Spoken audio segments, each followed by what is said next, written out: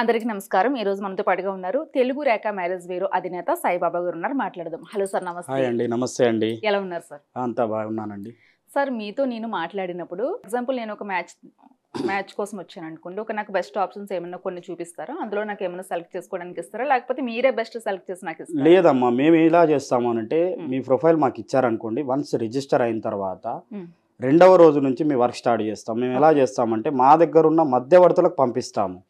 మీ profile పంపించినప్పుడు ఎవరైతే ఈ అమ్మాయికి తగ్గట్టు ఈ అబ్బాయికి తగ్గట్టు సంబంధం ఉందని పంపిస్తారో అది మాత్రమే మీకు పంపిస్తాము. అది కూడా మీకు ఎంతవరకు టాలీ అవుతుంది అనేది అనలైజ్ చేస్తాం. ఇప్పుడు సపోజ్ 95 అమ్మాయి అనుకోండి, అబ్బాయి 93 ఉండి ప్యాకేజ్ కోరుకుంటారు. ఇప్పుడు మీ రిక్వైర్మెంట్ ప్రకారం ఉందా లేదా అనేది చూసి పంపిస్తాము. ఆ సంబంధం నచ్చింది అంటే దాన్ని బట్టి మనం ఏదున్నా అన్ని వివరాలు చెప్పి ముందుగా చెప్పినట్టు ముందుకెళ్తాము.